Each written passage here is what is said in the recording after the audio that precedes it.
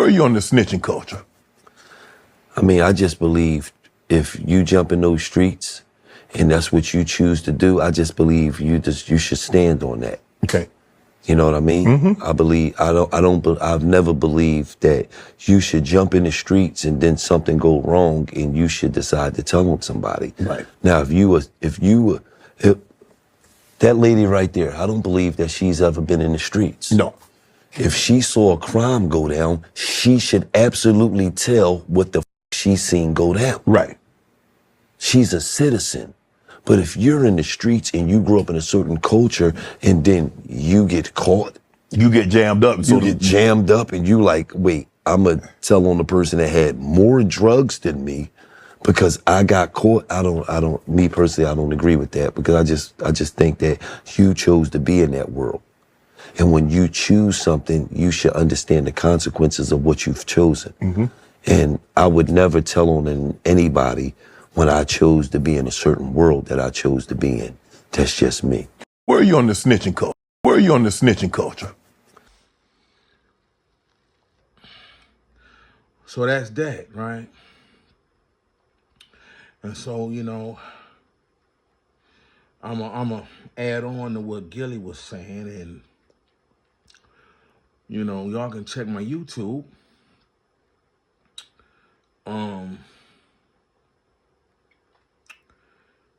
You know, I've got some videos of, you know, defining snitching. Like you got some dumb brothers out there that would swear on their life that they were street, but they really not street. Anybody that's 60, 50, 30, 40, 50, 60, 70 years old, that done, you know, that claim to be street, that done federal time, state time, city jail, and need a breakdown of what snitching is, probably done some snitching. Right? This, you know, it's just one YouTube brother, you know, who claimed me street. I think his name is Honique. And, you know, he was talking to Gene Deal, and Gene Deal was trying to explain to him what snitching is. And Honique was like, snitching is when you tell. Well, no, snitching is that's too generic, right? Snitching is, so you got to be clear on what snitching is. Snitching is when you tell on people you down with to save your own ass, right? Snitching is when you tell on people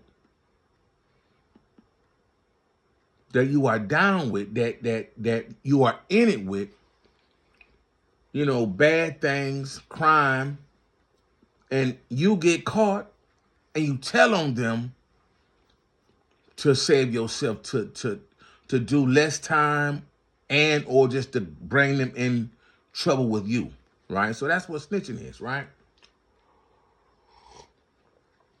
Now, snitching got loopholes and technicalities, right? I got videos on here talking about, it's just not clear-cut snitching with Alpo, Sammy the Bull,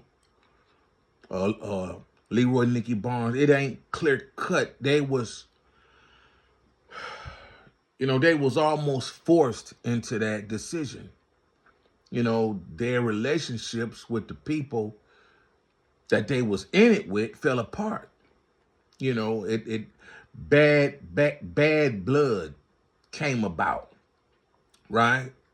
And so, you know, when the loyalty leaves because both parties fall apart, then, you know, there is the person that's in trouble, that's facing incarceration, or that's already in jail, reserves the right to remain loyal or give up somebody that's no longer loyal to them or the cause, right?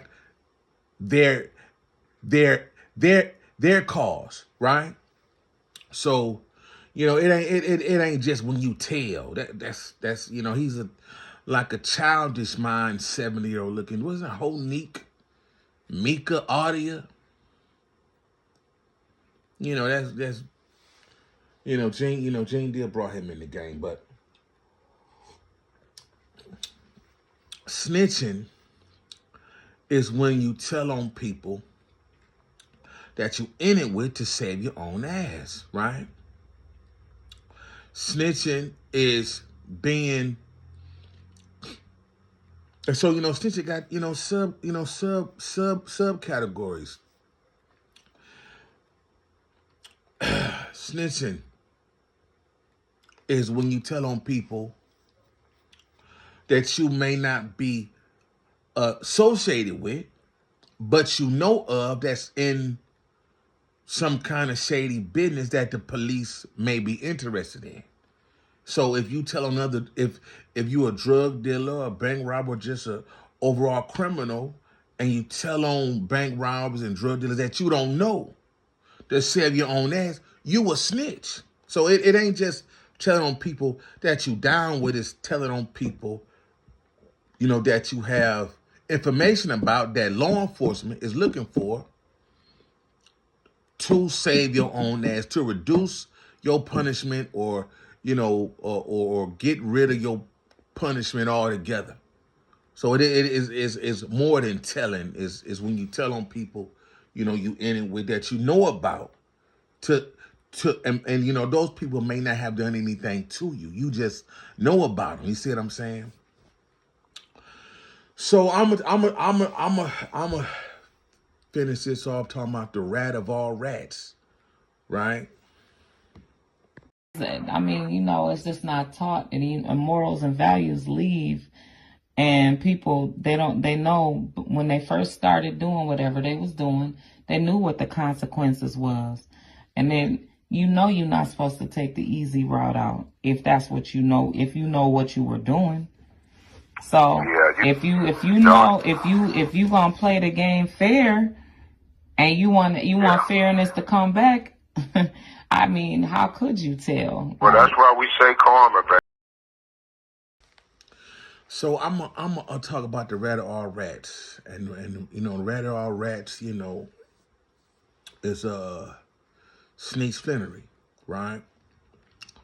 And to you, if you want to address me, my phone number right there in the YouTube description.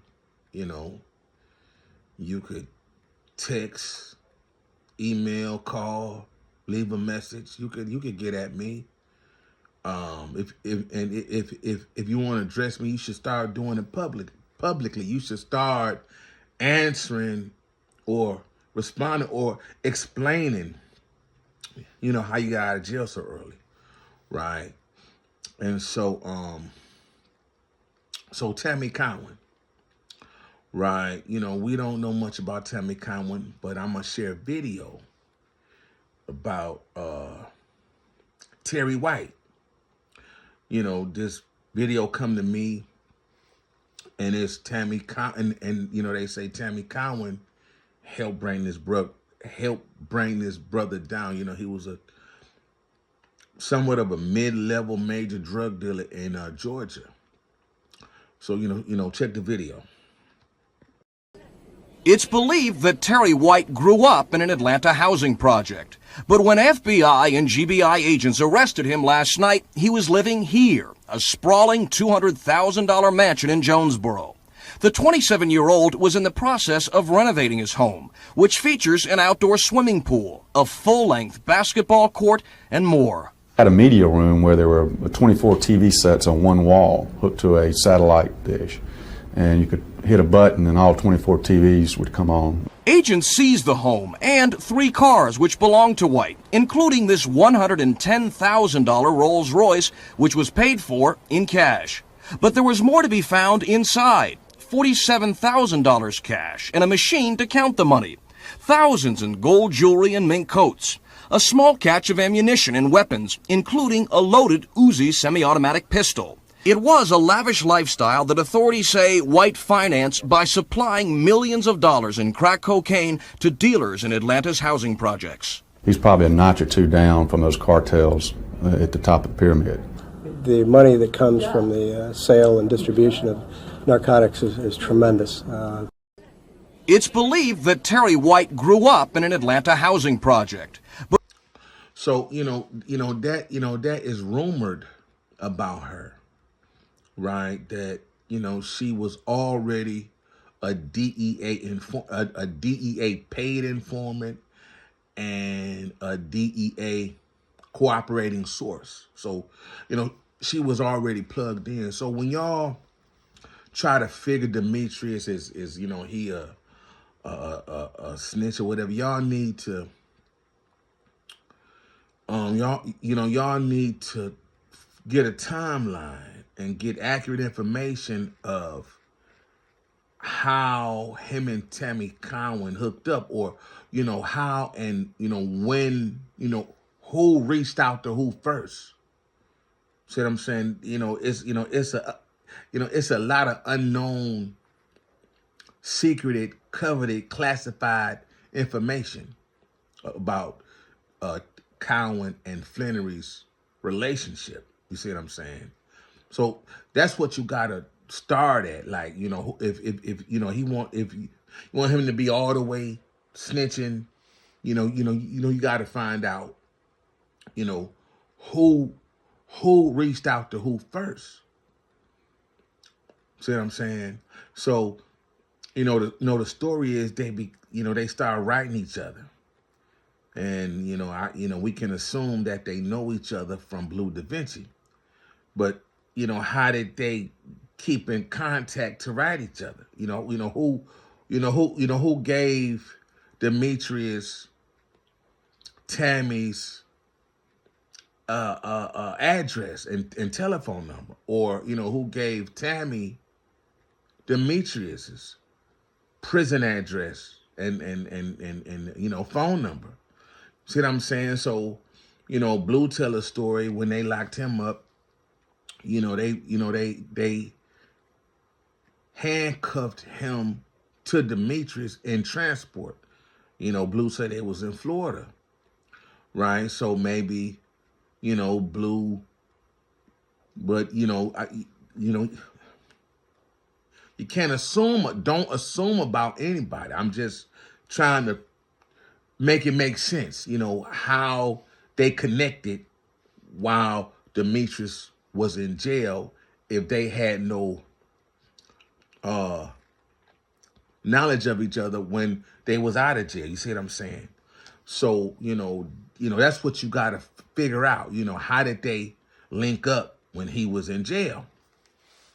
And then you got to so they linked up when he was in jail through letters and visits. And so the question is, real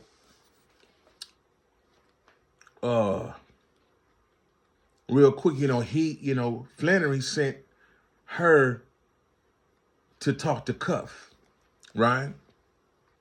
That's the story. Flannery sent her to talk to Cuff. That's the story, right? That's the story. So, you got to be clear. I don't think people understand what Cuff is saying, right? Cuff is saying that he had no knowledge of Tammi Cowan ever during their time on the street. He didn't meet her. That's what he is saying. He is also saying that, he did not meet or know about Suarez. They say Suarez was a trucking company owner in California that Demetrius met in Detroit lockup. The story is he got caught coming from Canada with some money, with I guess a couple $1 million. He was trying to smuggle back in, got caught, and Cuff say he took an interest in Demetrius while they was in lockup together. Seemed like you know, Suarez was looking for some kind of scapegoat. See what I'm saying? But you know, and they say, you know, he was a mid-level cartel guy, right? I guess he would smuggle drugs and money, you know, throughout the United States and Canada and Mexico. I don't know, this is what they're saying. But Cub said, so let's be clear. Demetrius gave up Cuff and whoever was running with Cuff crew, and he gave up Suarez and whoever Suarez had smuggling, you know, through big trucks. So, you know, he gave up the Gatlin Brothers crew, was the BMF St. Louis, and he gave up the Suarez crew of California. See what I'm saying? So, you know, Suarez is Hispanic. I guess he's Mexican or something. But so, you know, he gave up more than just Cuff. To me, it feel funny because Suarez ain't tripping. We don't know much about him, and he ain't saying nothing. So, you know, he feel like he was working with the feds all along to get at BMF and everything Sneech knew. You see what I'm saying? That, you know, that's what it feel like. But if Cuff did not know Tammi Cowan and he did not know Suarez, Demetrius gave Tammi Cowan, just giving Tammi Cowan Cuff name and Suarez name is snitching. If she was already a DEA informant, and that video show, well, it don't say her name or nothing, but you know, they link her to Terry White, this dude. So I don't know for sure this is what they saying. You see what I'm saying? But you know, that's what it is. Because when you ignore facts, so for instance, what's an example of an objectively verifiable fact? Okay, Ms. Cowens, entered into a cooperation agreement with the DEA. She was a civilian.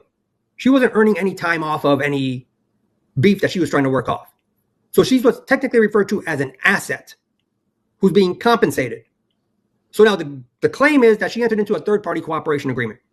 Well, in the third-party agreement, the beneficiary is the third party. In this case, Demetrius Flannery, assuming the theory was correct. It couldn't have been correct, however, because from the very inception, she was receiving financial compensation. Mm-hmm. Well, when a party enters into an agreement and receives compensation under that agreement, it's a first-party agreement. It's not a third-party agreement. And the agreement could have never contemplated Meech getting any time cut because she was getting paid from the very first month. And you can't have both. You can't have both. It's one or the other. And so for her, like, look, she ended up getting a monthly stipend of $3,000 a month. She gets a lump sum payment of $80,000 a month. She got money for her to move to a new place. So she gets another $24,000 to facilitate her move. And then the DEA even reimbursed her for the cost of a new car. She's 200 G's into this operation. Well, how in the hell are you anybody characterizing an agreement where the woman gets $200,000 as third party? In order for you to characterize it as a third-party agreement, you are willfully ignoring those facts. And now you're going to call it something that it clearly isn't to undermine the commercial value of this guy's intangible asset? Oh, hell, you can't do that. Not if you got money. And Tammi, when she cooperated against Terry White, which was the first, I guess, on-record cooperation that she had, she wasn't even paid for that originally. They wound up giving her, I think, like $45,000 or $55,000 after the fact. That was Mr. Harvey. Then he retired. Then Cromer reaches out when he's talking to her about what kind of deal they're going to work out. She even says, what about getting Meech a time cut? And he said, we'll have to talk about that. Yeah, well, we've already discussed the nature of the agreement. This is another one of the talking points I had. I call this the sequence of events. She enters into a cooperation agreement with the DEA in 2009 with respect to a gentleman named Terry White. Correct. Apparently, Mr. White was involved in some criminal activity, and he had used her bank accounts to surface capital. Mm-hmm. And she cooperated with the authorities. Most people in those circumstances are cooperating for their own self-interest. She didn't do so. That cooperation in 2009 resulted in Terry White getting prosecuted in 2010, getting sentenced in 2011. Well, in June of 2011, the DEA closed her as an informant. In July of 2011, a month later, DEA agent Harvey, her handler, retires. This is another one of the objectively verifiable facts people are ignoring. Because later on it came to light that Cromer had been paying a woman that he was actually having an affair with, this became the subject of an investigation by the Office of Professional Responsibility. Well, they obtained the phone records. Well, people are saying she was working at Meech's direction. Well, she would have had to have been the one to have initiated the contact if she was doing it at Meech's behest. Mm-hmm. The fact that the phone records proved that she got called out of the blue by someone she'd never heard of before meant this wasn't coordinated. She's just going about her business. She's at work one day, she gets a call. Because when you ignore facts. So, the question is, why send the TV lady, the so-called TV lady, when, he could have asked his sister to go talk with Cuff? He could have sent his girlfriend, Janelle Hall.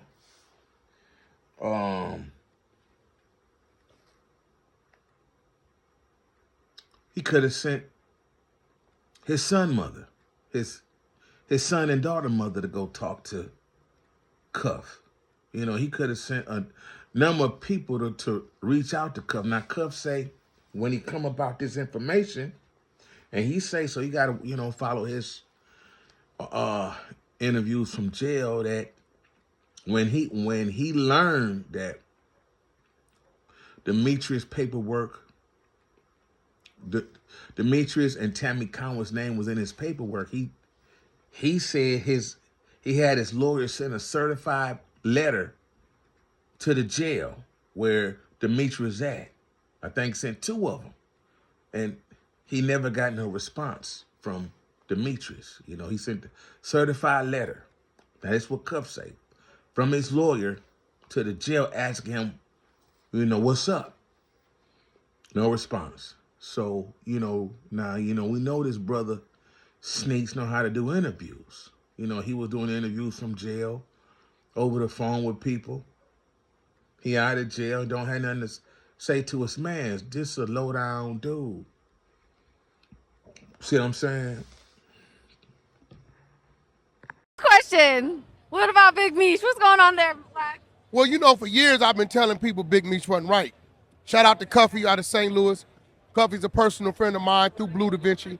And he sent us the paperwork. What's crazy is everything me and Loose Cannon and 600 been saying. Yeah. Now 50 has took the same thing and he's saying it, but he has the key piece. The third party cooperate.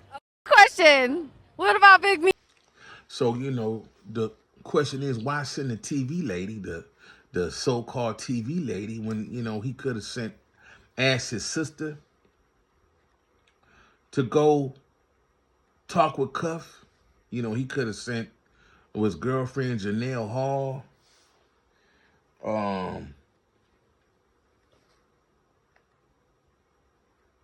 He could have sent his son mother, his son and daughter mother to go talk to Cuff.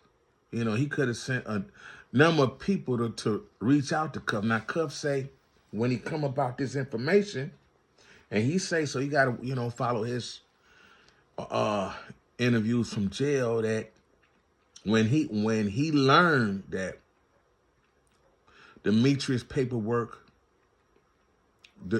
Demetrius and Tammi Cowan's name was in his paperwork, he said he had his lawyer send a certified letter to the jail where Demetrius at.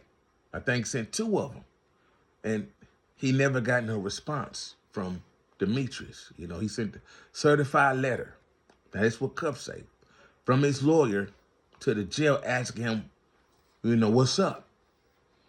No response. So, now, we know this brother Sneaks know how to do interviews. He was doing interviews from jail, over the phone with people. He out of jail, don't have nothing to say to us, man. This a low down dude. See what I'm saying?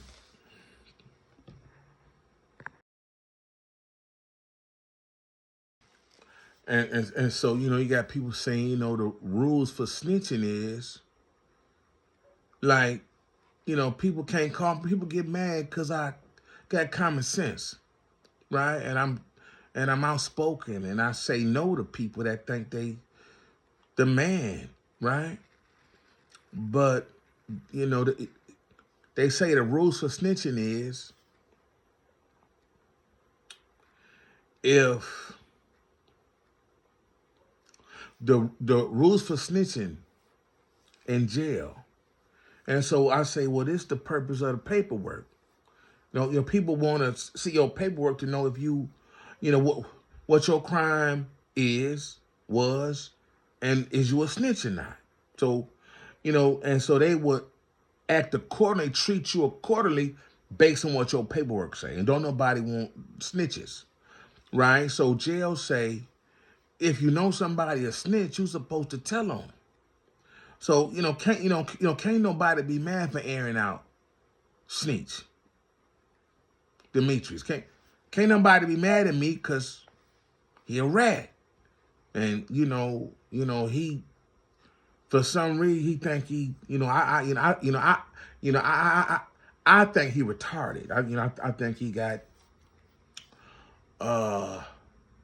learning disability. See what I'm saying? My stammer does not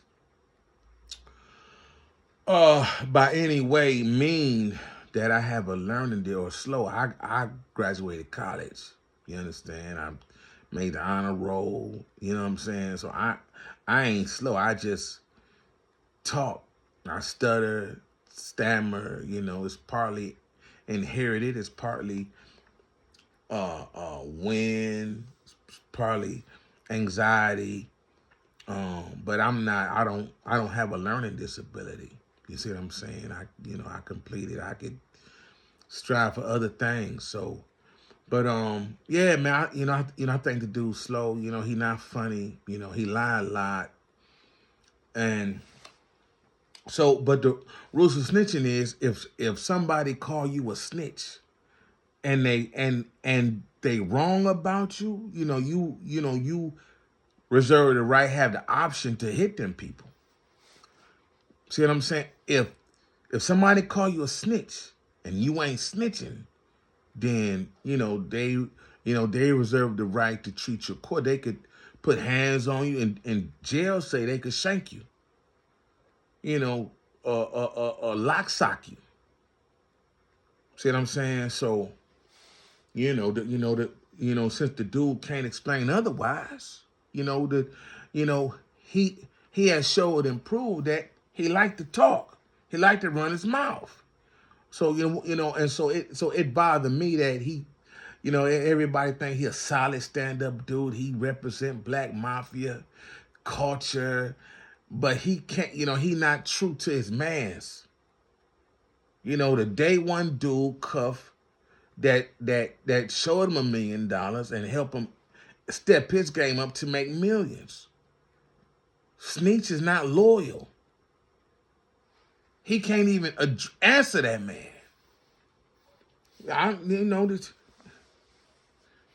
He not my man's. I don't know him. I don't know Ben. I never met him, never been in the club with him, don't know him.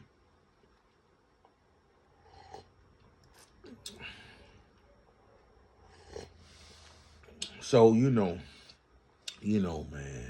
no to that dude. He didn't. So it is shady and questionable why send if he claimed Tammi Cowan is a TV lady and why put sensitive information on her if she ain't been tried and tested? Why put sensitive information on her? They say, well, Demetrius told me about Cuff and this dude Suarez got a drug. Why tell her that if she just a TV lady? See what I'm saying? So that's all I'm saying, man. That's all I'm saying. So no to that dude, no to you to your face. I'll be outside.